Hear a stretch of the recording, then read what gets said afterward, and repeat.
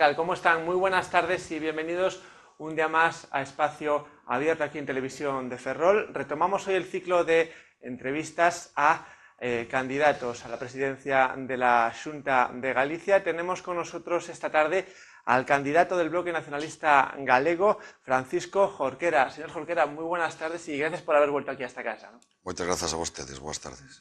Bueno, vamos a empezar hablando de cómo afronta el partido, el Bloque Nacionalista Galego, esta nueva convocatoria electoral, ¿no?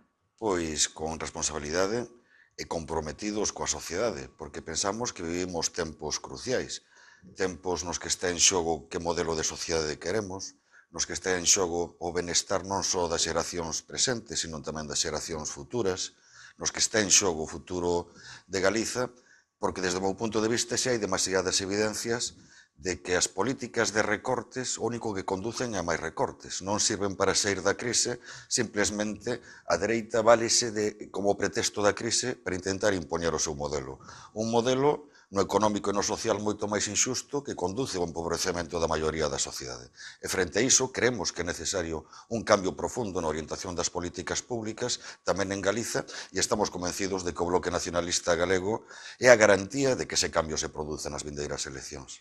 ¿Le sorprendió el adelanto electoral el 21 de octubre? En absoluto.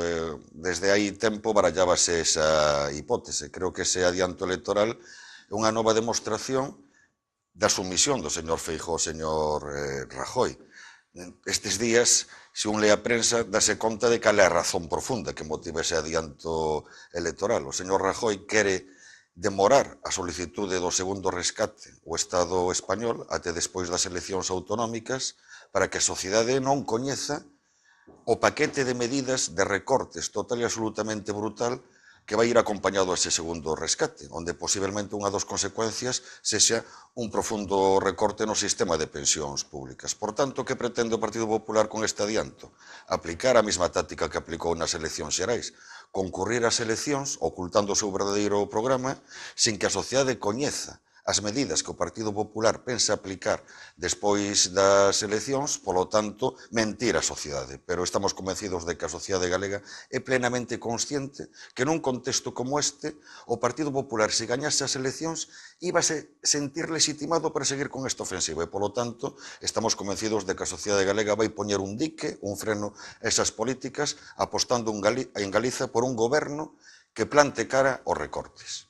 Hablaremos dentro de unos minutos de las diferentes propuestas del BNG, pero antes hablemos del aspecto interno del partido tras el abandono de diferentes integrantes, ¿no? ¿Cree que el nacionalismo está dividido, señor Jorquera? Vamos a ver, ese proceso é un proceso superado. Eu creo que o Bloque Nacionalista Galego deu vivas mostras nos últimos meses de que unha forza política que foi capaz de regenerarse, de que está cohesionada, de que está forte, de que tivo a iniciativa política en todo este tempo en Galiza. O referente político en Galiza a contestación a estas políticas total e absolutamente antisociais e que non sirven para sair da crise é claramente o Bloque Nacionalista Galego. Bueno, también vamos a hablar de pues unas posibilidades de coalición. Bueno, ha habido integrantes de otros partidos, digamos, no afines con el BNG que han pactado.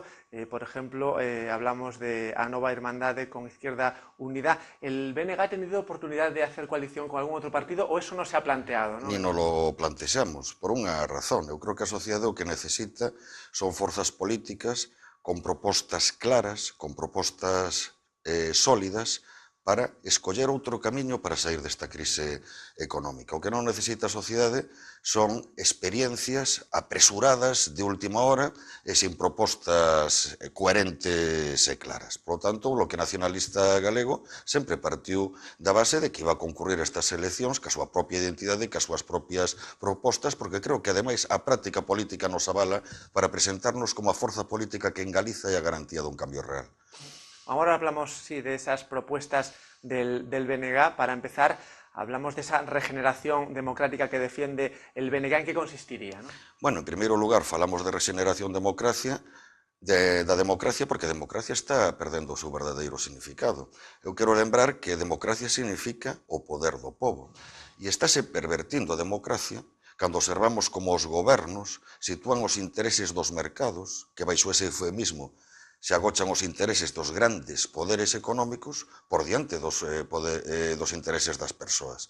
Estáse pervertindo a democracia cando os gobernos gobernan en contra dos intereses da maioría da sociedade, cando os gobernos dan as costas aos cidadáns.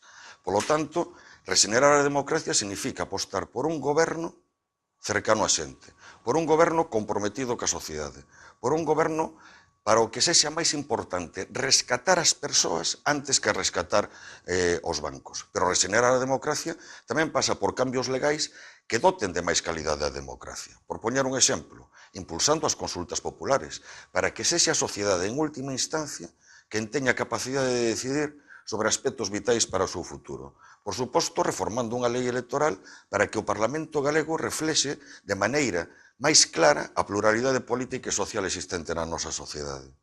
Seguimos hablando de prioridades para el partido, señor Jorquera.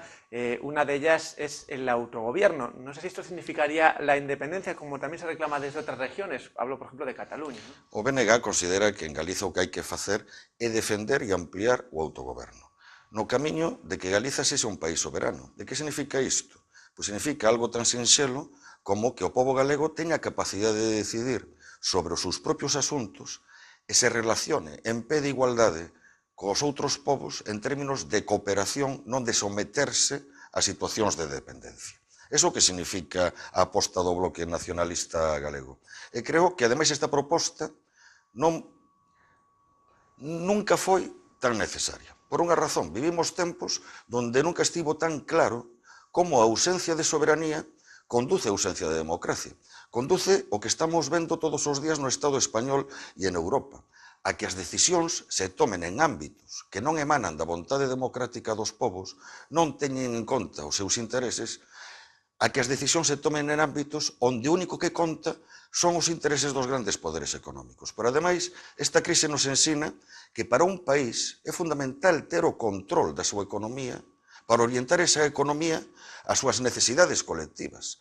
Por poñer un exemplo, ten sentido en Galiza, coa crise tan profunda que estamos vivindo, cando nunca houbo en Galiza tantas persoas sin traballo, que o futuro do noso sector naval, que a importancia que ten na comarca de Ferrol, o futuro da nosa pesca, o futuro do noso agro, depende en exclusiva de Madrid, de Bruselas, sin que a sociedade galega teña capacidade de decidir. Polo tanto, o Bloque Nacionalista Galego o que aposta é porque os cidadáns galegos teñan capacidade de decisión para controlar a súa economía e poñela ao servicio dos seus intereses, desenvolver as capacidades productivas do país para xerar traballo en Galiza, para xerar benestar en Galiza. Y hablando de bienestar, señor Jorquera, hay dos aspectos que preocupan mucho a la ciudadanía en los últimos tiempos, como es la sanidad y la educación públicas. ¿Qué futuro ve o qué futuro quiere el BNG, ¿no?, en este sentido?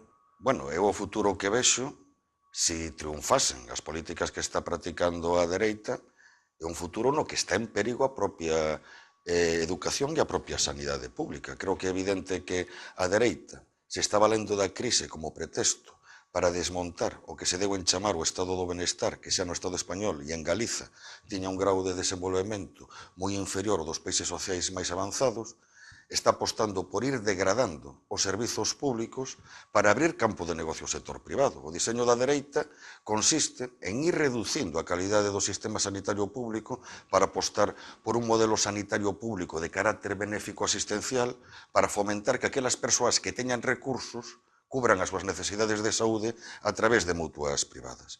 E frente a iso, para o Bloque Nacionalista Galego, é fundamental afortalar os servizos públicos e as políticas sociais, porque son a garantía de que a sociedade, o conxunto dos cidadáns, teñan uns estándares mínimos dignos de benestar asegurados. Son a garantía para que non se produza unha fractura social, para que exista unha auténtica igualdade de oportunidades.